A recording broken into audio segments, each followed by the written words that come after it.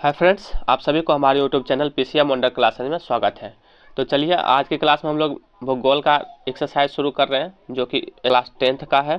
का भूगोल स्टार्टिंग है, शुरुआत हुआ है। तो चलिए एक्सरसाइज फर्स्ट जो कि हमारा है भारत संसाधन एवं उपयोग।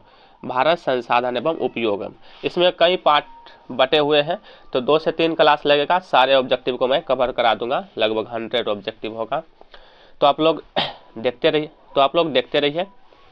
तो चलिए भारत संसाधन और उपयोग का पहला एक्सरसाइज, दूसरा एक्सरसाइज और तीसरा एक्सरसाइज का कवर करेंगे आज की क्लास में। जिसमें पहला ऑब्जेक्टिव कर रहा है कि संसाधन होते नहीं बनते हैं। ये किसने कहा था? तो संसाधन होते नहीं बनते हैं, ये जिम्मरमैन जी का कहना था। ऑप्शन नंबर ए हो जाएगा राइट आंसर। तो संसाधन होते नहीं बनते हैं किसका कहना है? जिम्मरमैन का। चलिए दूसरा ऑब्जेक्टिव देखते हैं, जिसमें कह रहा कोयला किस प्रकार का संसाधन है। तो कोयला जो है वो अनवीकरणीय संसाधन है। ऑप्शन नंबर ए हो जाएगा। कोयला किस प्रकार का संसाधन है? तो अनवीकरणीय संसाधन। अनवीकरणीय संसाधन मतलब होता है कि जिसको एक बार अगर इस्तेमाल कर लिए तो उसको दोबारा फिर इस्तेमाल नहीं कर सकते, यही हुआ अनवीकरणीय संसाधन। तो कोयला किस प्रकार का संसाधन है? अनवीकरणीय। चलिए तीसरा ऑब्जेक्टिव देखते हैं, जिसमें कह रहा है कि सौर ऊर्जा इनमें से कौन सा संसाधन है। सौर ऊर्जा जो हम लोग इस्तेमाल करते हैं तो वो है पुनः पूर्ति योग। हम इसको बार बार अगेन एंड अगेन इस्तेमाल कर सकते हैं, तो हमारा पुनः पूर्ति योग हो जाए। सौर ऊर्जा इनमें से कौन सा संसाधन है? पुनः पूर्ति योग संसाधन। तो ऑप्शन नंबर बी। चौथा सवाल देखते हैं, जिसमें कह रहा है कि तट रेखा से कितने किलोमीटर क्षेत्र सीमा अपवर्जक आर्थिक क्षेत्र कहलाता है। तो तट रेखा जो होता है हमारा समुद्री तट रेखा, उससे 200 किलोमीटर क्षेत्र तक जो है वो सीमा जो है आर्थिक अपवर्जक क्षेत्र कहलाते हैं। तो तट रेखा से कितने किलोमीटर क्षेत्र सीमा अपवर्जक आर्थिक क्षेत्र कहलाता है? तो 200 किलोमीटर तक होता है। चलिए पांचवा सवाल देखते हैं। पांचवा सवाल ये रहा, जिसमें कह रहा है कि समुद्री क्षेत्र में राजनीतिक सीमा के कितने किलोमीटर क्षेत्र तक राष्ट्रीय संपदा निहित है। तो राष्ट्रीय संपदा जो अलग अलग देश का होता है समुद्री सीमा में, वो होता है 12.2 किलोमीटर तक राष्ट्रीय संपदा निहित होता है। मतलब वही देश इस्तेमाल करेगा, उससे आगे जो होता है इंटरनेशनल का काम करता है। तो समुद्री क्षेत्र में राजनीतिक सीमा के कितने किलोमीटर क्षेत्र तक राष्ट्रीय संपदा निहित है? तो 12.2 किलोमीटर, ऑप्शन सी। चलिए छठा देखते हैं। छठा सवाल कर रहा है कि नर्मदा बचाओ अभियान किसका है। तो नर्मदा बचाओ अभियान जो दिए थे वो कौन थे? तो नर्मदा बचाओ अभियान मेधा पाटेकर दिए थे। Option number B. तो नर्मदा बचाओ अभियान किसका है? मेधा पाटेकर का। सातवां सवाल देखते हैं, जिसमें कहा चिपको आंदोलन अभियान किसका है। तो चिपको आंदोलन अभियान जो है बहुत फेमस ऑब्जेक्टिव है, वीवीआई ऑब्जेक्टिव। तो ये सुंदरलाल बहुगुणा का है। चिपको आंदोलन किसका अभियान है? तो सुंदरलाल बहुगुणा, ऑप्शन ए। अब आठवां सवाल देखते हैं, जिसमें कह रहा है कि वर्षा जल संचय कर अभियान किसका है। तो वर्षा जल संचय कर अभियान किसका है? तो ये संदीप पांडे का। ये तीनों मैंने एक जगह ऑब्जेक्टिव कर दिया है। चिपको आंदोलन, नर्मदा बचाओ, ये तीनों ऑब्जेक्टिव मैं एक जगह कर दिया हूँ ताकि आप लोग ध्यान रखिएगा। नर्मदा बचाओ अभियान मेधा पाटेकर, चिपको आंदोलन अभियान सुंदरलाल बहुगुणा और वर्षा जल संचय कर का अभियान जो है वह संदीप पांडे जी ने किए थे। यह रहा नंबर सवाल जिसमें कह रहा है कि उत्पत्ति के आधार पर संसाधन कितने प्रकार के होते हैं। तो उत्पत्ति के आधार पर संसाधन 2 प्रकार के होते हैं। कौन कौन होते हैं आप लोगों को मैं नाम बोल देता हूँ, ध्यान रखिएगा। उत्पत्ति के आधार पर संसाधन 2 प्रकार के होते हैं, जैव संसाधन और अजैव संसाधन। चलिए अब सवाल नंबर 10 देखेंगे। सवाल नंबर 10 जिसमें कह रहा है उपयोगिता के आधार पर संसाधन कितने प्रकार के होते हैं। तो उपयोगिता के आधार पर भी संसाधन 2 प्रकार के ही होते हैं। इनका नाम भी मैं आप लोगों को बता देना चाहता हूँ। एक पहला होता है नवीकरणीय संसाधन और दूसरा होता है अनवीकरणीय संसाधन। तो उत्पत्ति के आधार पर भी संसाधन 2 प्रकार के होते हैं, जैव और अजैव। और उपयोगिता के आधार पर भी संसाधन 2 प्रकार के होते हैं, नवीकरणीय संसाधन और अनवीकरणीय संसाधन। चलिए अब 11 नंबर सवाल देखते हैं, जिसमें कह रहा है स्वामित्व के आधार पर संसाधन कितने प्रकार के होते हैं। तो स्वामित्व के आधार पर संसाधन 4 प्रकार के होते हैं। ऑप्शन सी हो जाएगा। स्वामित्व के आधार पर संसाधन कितने प्रकार के होते हैं? 4 प्रकार के। कौन कौन से होते हैं? तो पहला होता है व्यक्तिगत संसाधन, दूसरा होता है सामुदायिक संसाधन, तीसरा होता है राष्ट्रीय संसाधन और चौथा होता है अंतर्राष्ट्रीय संसाधन। ये होता है स्वामित्व के आधार पर संसाधन के 4 प्रकार। तो फिर से समझिए 4 प्रकार कौन कौन से होते हैं? व्यक्तिगत संसाधन, सामुदायिक संसाधन, राष्ट्रीय संसाधन और अंतर्राष्ट्रीय संसाधन। अब 12 नंबर सवाल देखते हैं, जिसमें कह रहा है कि हमारे पास पेट भरने के लिए बहुत कुछ है लेकिन पेटी भरने के लिए नहीं। यह कथन किसका है? तो ये बोले थे महात्मा गांधी जी ने। ऑप्शन नंबर बी हो जाएगा। हमारे पास पेट भरने के लिए बहुत कुछ है लेकिन पेटी भरने के लिए नहीं, यह कथन महात्मा गांधी जी का है। तो ये रहा 12 सवाल। अब चलिए सवाल नंबर 13 देखते हैं। यह रहा सवाल नंबर 13, जिसमें कह रहा है कि प्रथम पृथ्वी सम्मेलन कब हुआ था। तो प्रथम पृथ्वी सम्मेलन जो है 3 से 14 जून 1992 ईस्वी में हुआ था। ऑप्शन नंबर बी हो जाएगा। प्रथम पृथ्वी सम्मेलन कब हुआ था? 3 से 14 जून 1992 ईस्वी में। द्वितीय पृथ्वी सम्मेलन कब हुआ था? तो द्वितीय पृथ्वी सम्मेलन 23 से 27 जून 1997 ईस्वी में, 5 साल बाद हुआ था।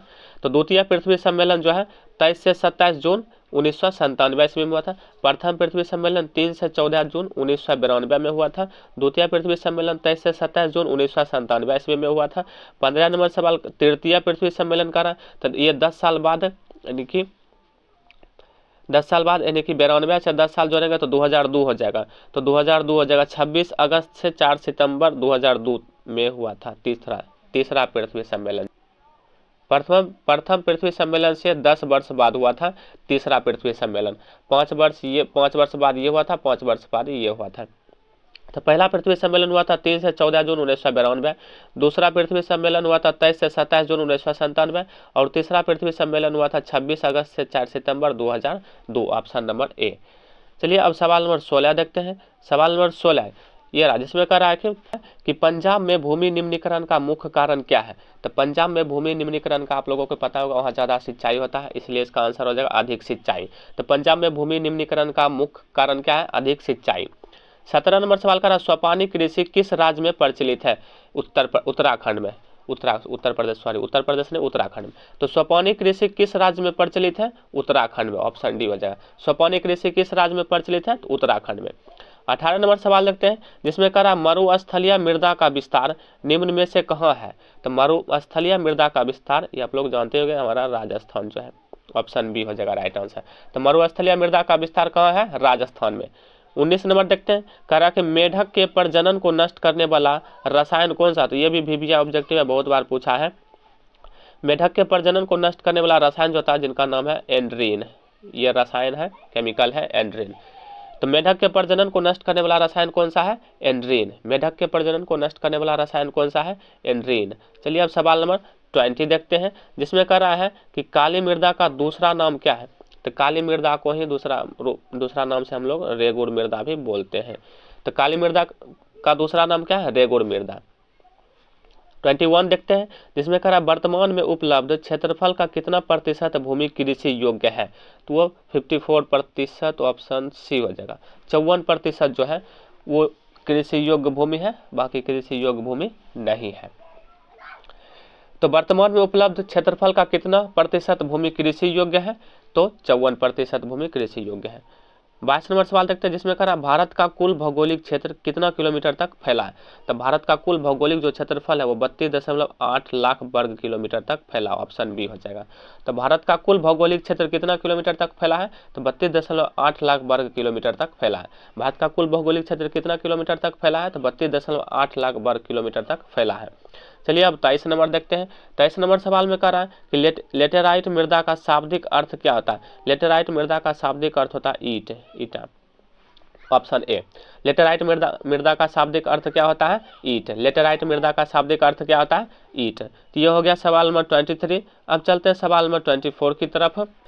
ये रहा सवाल नंबर 24, जिसमें कह रहा है कि ज्वालामुखी के बेसाल्ट लावा के विघटन से, ज्वालामुखी का लावा एक होता है जिनका नाम है बेसाल्ट, तो ज्वालामुखी के बेसाल्ट लावा के विघटन से किस मिट्टी का निर्माण हुआ है। तो ये हुए थे काली मिट्टी का निर्माण। Option C. ज्वालामुखी के बेसाल्ट लावा के विघटन से किस मिट्टी का निर्माण हुआ था? काली मिट्टी का। तो ज्वालामुखी के बेसाल्ट लावा के विघटन से किस मिट्टी का निर्माण हुआ था? काली मिट्टी का। चलिए अब सवाल नंबर 25 देखते हैं। 25 नंबर में कह रहा है कि बृहद क्षेत्र में जल की उपस्थिति के कारण पृथ्वी को क्या कहते हैं? पृथ्वी को क्या कहते हैं जल की उपस्थिति के कारण? नीला ग्रह। तो बृहद क्षेत्र में जल की उपस्थिति के कारण पृथ्वी को क्या कहते हैं? नीला ग्रह। 26 देखते हैं, कुल जल का कितना प्रतिशत भाग महासागरों में निहित है। तो कुल जल का 96.6% जो जल है वो महासागर में ही मिला हुआ है। 4.4% जल जो है हम लोग इस्तेमाल करते हैं, वो भी पूरा इस्तेमाल नहीं होता। तो कुल जल का कितना प्रतिशत भाग महासागरों में निहित है? 96.6%। अब 27 नंबर देखते हैं, जिसमें कह रहा है कि देश के बांधों को किसने भारत का मंदिर कहा था। तो देश के बांधों को किसने भारत भारत का मंदिर कहाँ था? तो पंडित नेहरू ने बोले थे कि देश का जो बंद होता है वो भारत का मंदिर है। किसने कहे थे? तो पंडित नेहरू ने। तो देश के बंधों को किसने भारत का मंदिर कहा था? पंडित नेहरू ने। तो ऑप्शन नंबर सी हो जाएगा राइट आंसर। चलिए अब सवाल नंबर 28 देखते हैं, जिसमें कह रहा है कि प्राणियों के शरीर में कितना प्रतिशत जल की मात्रा निहित होती है? तो प्राणियों के शरीर में कितना प्रतिशत जल की मात्रा निहित होती है? तो 65%, 65% जल की मात्रा निहित होती है। तो प्राणियों के शरीर में कितना प्रतिशत जल की मात्रा निहित होती है? तो 65%, ऑप्शन सी। अब 29 नंबर सवाल देखते हैं, जिसमें कह रहा बिहार में अति जल दोहन से किस तत्व का संकेंद्रण बढ़ा है? बिहार में अति जल दोहन से किस तत्व का संकेंद्रण बढ़ा है? तो आर्सेनिक का, ऑप्शन सी। बिहार में अति जल दोहन से किस तत्व का संकेंद्रण बढ़ा है? तो आर्सेनिक का। चलिए आज की क्लास का लास्ट ऑब्जेक्टिव देखते हैं, जिसमें कह रहा है कि सोन नदी घाटी परियोजना का विकास कब किया गया था? सोन नदी घाटी परियोजना का विकास जो है 1874 ईस्वी में किया गया था, ऑप्शन बी। तो सोन नदी घाटी परियोजना का विकास कब किया गया था? 1874 ईस्वी में। तो ये रहा 30 ऑब्जेक्टिव, जो कि बहुत ही इंपॉर्टेंट और भिविया ऑब्जेक्टिव है। ये भूगोल का पहला एक्सरसाइज, ये भी पूरा कंप्लीट नहीं हुआ। इसका लेक्चर 2 मैं लेकर आऊँगा अगले क्लास में। ये लेक्चर 1 है, जिसमें मैंने 30 सवाल कराया हूँ। तो आप ये 30 सवाल को कवर करिए और इसका आगे का पार्ट जो है अगले एपिसोड में बताऊँगा। और मैंने इतिहास का पूरा ऑब्जेक्टिव कवर करा दिया हूँ। मैंने 5 एक्सरसाइज इतिहास का भिविया ऑब्जेक्टिव करा दिया हूँ। अगर वो सभी वीडियो आप लोगों ने नहीं देखा है तो उस वीडियो का लिंक इस डिस्क्रिप्शन में है, आप लोग जाकर देख सकते हैं। बहुत ही अच्छा ऑब्जेक्टिव है और भिविया ऑब्जेक्टिव है। आप लोगों को बहुत ही मदद मिलेगी उस ऑब्जेक्टिव से एग्जाम में। तो आप लोग जरूर जाइए और उस वीडियो को देखिए। तो चलिए आज की क्लास में इतना रहने देते हैं। अब मिलते हैं नेक्स्ट वीडियो में, तब तक के लिए धन्यवाद। मस्त रहिए और सवाल सॉल्व करते रहिए और ऑब्जेक्टिव को समझकर इसे याद रखते जाइए। धन्यवाद।